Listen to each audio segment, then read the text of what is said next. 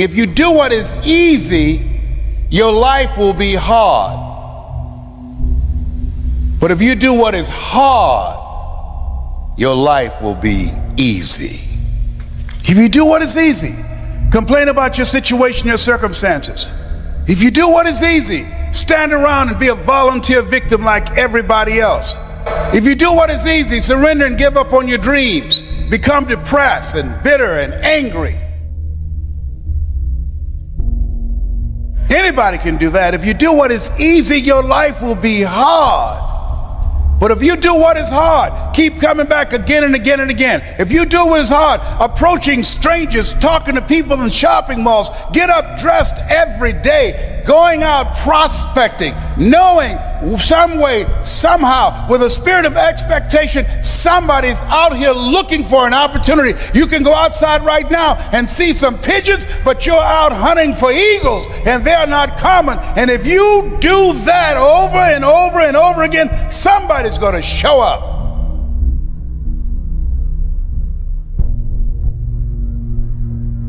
Just acknowledge what's going on. It's called life. And keep on working on your dream. Continue to keep on knocking, because this is your life. This is what you love. This is your passion. Step back. Don't judge it. If you judge it, judge not yet, lest ye be judged. Why? Because when you judge it, you invest emotion in it, and that emotion could be anger, and guess what? That hurts you. That doesn't hurt anybody else. One doctor said, "The man who angers me killeth me." And then he allowed someone to egg him into an argument on the floor of the National Medical Convention and suffered a massive heart attack. When you're in a state of anger, you have so much acid in your blood, if they withdrew some blood from you and inserted it into a pig, it would die from the acid. So what do you want to take yourself out early for by internalizing things?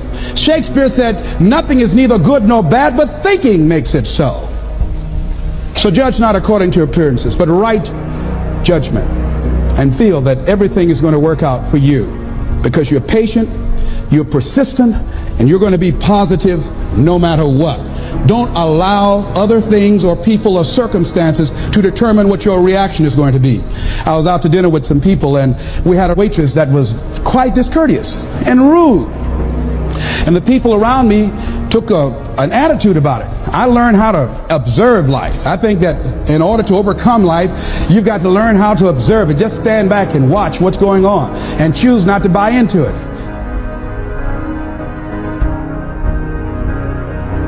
So don't allow people to determine how you are going to respond to them or circumstances. Learn to look at it. A friend of mine, Tom Perkins, handsome, articulate man in his mid-50s. He had a tremendous business, and at the height of his success, someone was killed in his business. He was sued and lost $750,000. Lost his business, lost his family, lost his home, everything. He was devastated, ladies and gentlemen. He started living in his car. He would wash up in a McDonald's across from Howard University on Georgia Avenue in Washington, D.C. He said, "Les, I was so depressed." He said, "I had everything, and then one day I lost it all." He said, "I didn't want to live anymore." He got some sleeping pills, and he took over 35 sleeping pills, and he laid down, folded his hands across his chest, and he said he went to sleep to die. 2 days later, much to his amazement, he woke up. I said, "What happened then, Tom?" He said, "An incredible thing happened." He said he was laying there for a moment. He said, and a voice said to him inside his mind, "It wasn't your life to take." That was one thing. He said, "Since that day, when I get any major challenges, I don't take it on myself personally. I feel that I've got somebody with me." He said, "I'll never leave you nor forsake you."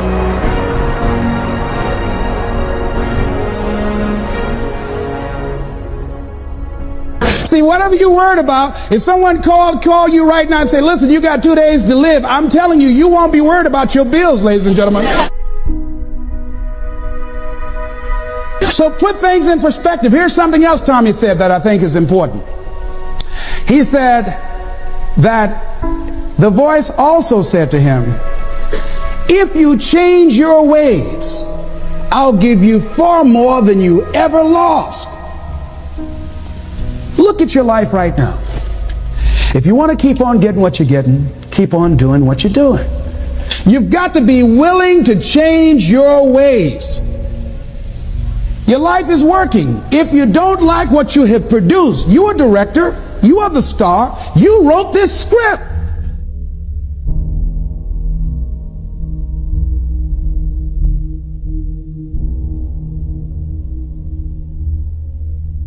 You produced this, whatever it is. If it's a hit, you produced it. If it's a flop, you produced it.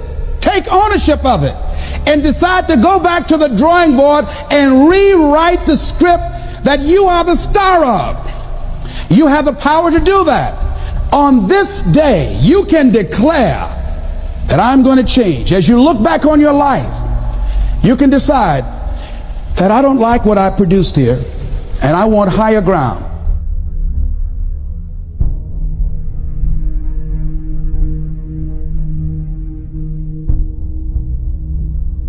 I want to begin to experience more love. I want to have more adventure in my life. I want something that gives my life a sense of meaning. Ladies and gentlemen, I've been selected to head up a program called Project Life in Chicago, training thousands of kids. And I had the experience, we had our second session this past Monday. And to see these young people when they came in, and to see the young people and the parents and the community volunteers when they went out. One young man from the Cabrini Green housing projects who didn't want to be there, who came up and said, I want you to know I'm so glad to be here. And he said, I'll never be the same again. He said, thank you, Mr. Brown. He said, I just got to go now, but thank you, sir. I'll never be the same again.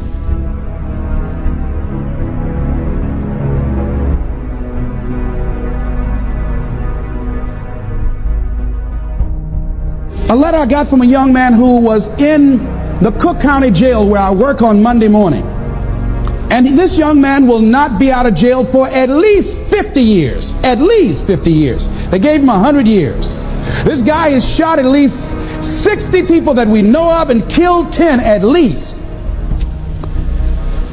And this letter he wrote, he said, since listening to your tapes, he said, I have not changed, but I feel a different person in me.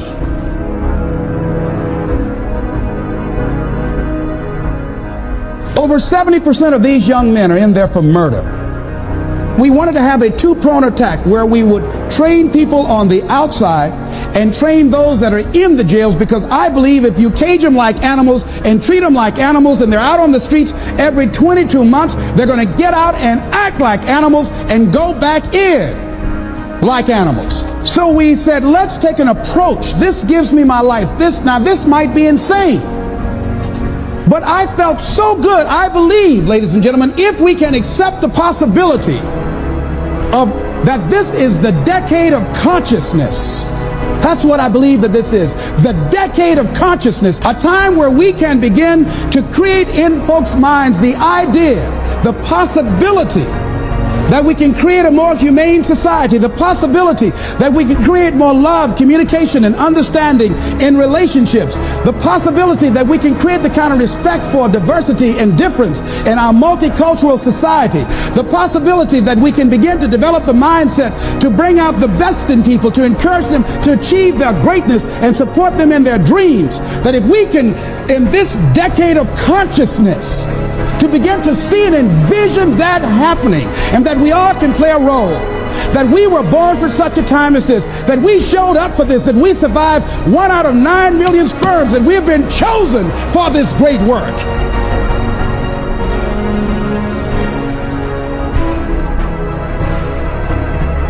Here's something else to recognize. Wherever you are on the ladder of life, and I was reading in Dr. Norman Vincent Peale's latest book called The Power of Positive Living, which I think is his greatest work. And he has something in there, a section called Comeback Power. Wherever you are in life, ladies and gentlemen, you've got comeback power. I don't care how low you are. I don't care what you have done. I don't care what you have experienced. I don't care how devastated your life might appear to be, the shambles it might be in. There's a power in you that can enable you to be stronger and better than anything that's out here. One man who came to the training, he was not a kid, and I knew he had a drinking problem, and he was looking at me, and I could smell alcohol on him. I said, excuse me, come here.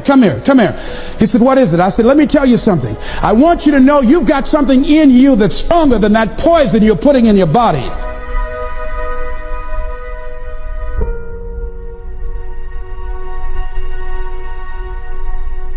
Do you understand me? And he was looking, he was backing up. He said, no. He said, I don't know, man. I said, it is. I said, that's why you're here. Something drew you here. And that which caused you to come, you said you want some help. And you need to be around some people that can help you get in touch with your power, because you know that your life deserves this. See, I think that the reason that we abuse ourselves with drugs and alcohol is that we're trying to numb something in us that's aching us, that's urging us, that's nagging us to do something bigger and better. It can't be because it tastes so good. That when we are deluding ourselves or polluting our minds, it numbs us where we don't have to face reality, because we don't know what we've got going for us. See, once you discover who you are, the truth of knowing who you are will set you free from ever wanting alcohol, from ever wanting any kind of drug that's going to destroy who you are.